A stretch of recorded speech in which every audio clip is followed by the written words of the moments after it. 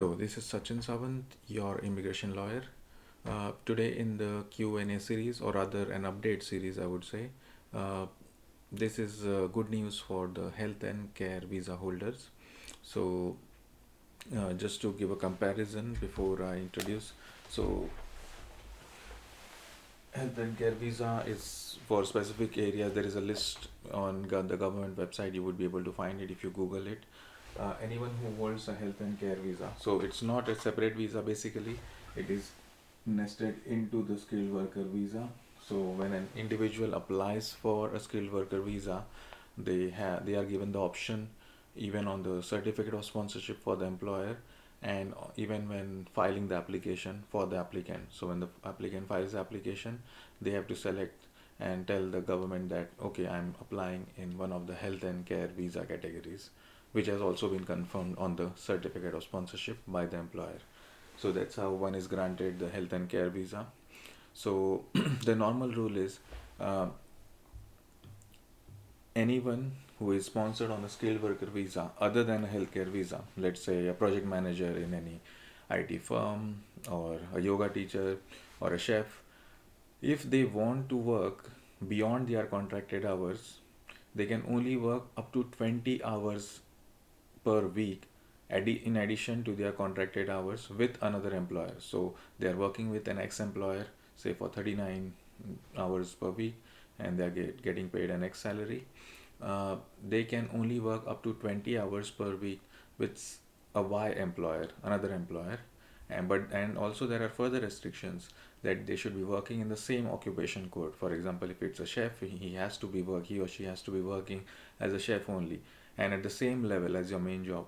So if he's whatever sous chef or any specific categories they have in that, so a managerial role, assistant manager, so the level of the occupation should also be the same.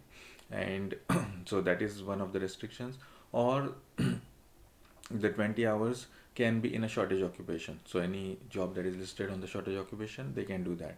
So one cannot just go and take up a job beyond 20 hours. If someone wants to do work with two employers, and with the other employer also they want to work for more than 20 hours, then there is a different way how to update their visa, get a certificate of sponsorship from the other employer, and get the visa updated, etc.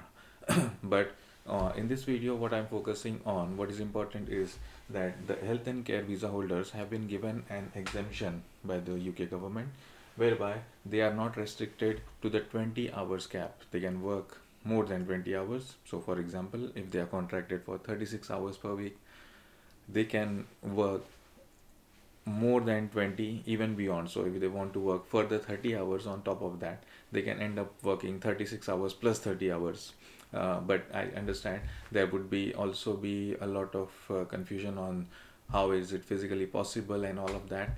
So those aspects need to be taken care of by the employer. So remember, the employers cannot just abuse these migrant employees who have been brought on the health and care sector. The health and care sector has been loaded with work. They are really burnt out with the level of work and the amount of work that they are doing. So yes, they are really doing a good job. But remember, the employers cannot force the employee to work for more than the contracted hours. For example, if the contracted hours, when I say contracted, it's in their offer letter, it is what is confirmed on the certificate of sponsorship, etc. So if they are contracted for 36 hours, then they have the option of only working for 36 hours. They can say no to anything on top of that with their employer or any other employer.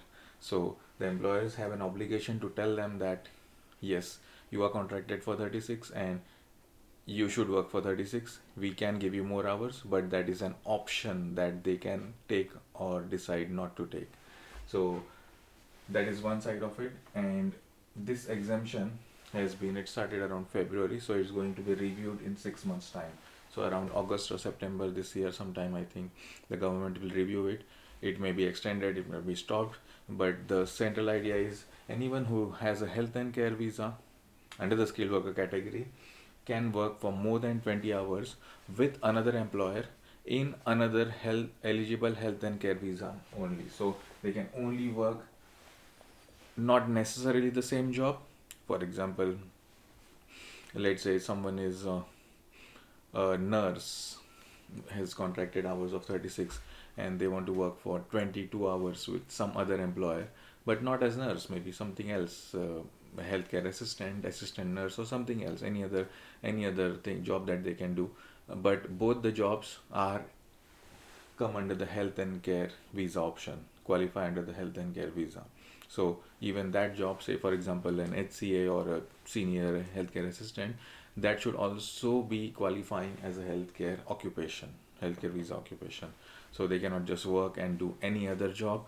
The more than 20 hours exemption working is only applicable to a job which is in the health and care visa, which is defined as a job under the health and care section. So that is very, very important. So this is something, this is an update that I wanted to give. If you do like this information, this video, do like it. If you dislike it, do dislike it. Write any comments. If you want any advice regarding a specific situation, or even employers, if they wish to clarify on any of the points, do book a consultation with us. The link will be in the video. And yes, there are many individuals have been coming, especially from outside UK. Yes, it's very common.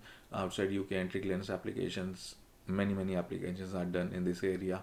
There will be individuals in these situations who may have questions on this new update, as it's a very recent update and it's only valid for next 6 months. So if you want to make the most of it, they have to act now. So if you like the video, do subscribe to our channel. YouTube will throw this video to further individuals who are in need, especially when they search for health and care visa. This video may come up, so please do subscribe our channel, like this video. This will help individuals who are helping the NHS, the healthcare in this country. So yes, this is the update I wanted to give. Try and share this video, like and subscribe to our channel. It will go to more and more people who are looking for any explanation, any clarification on this point. So thank you very much for watching this video, and do like, subscribe our channel. Thank you very much. Bye bye.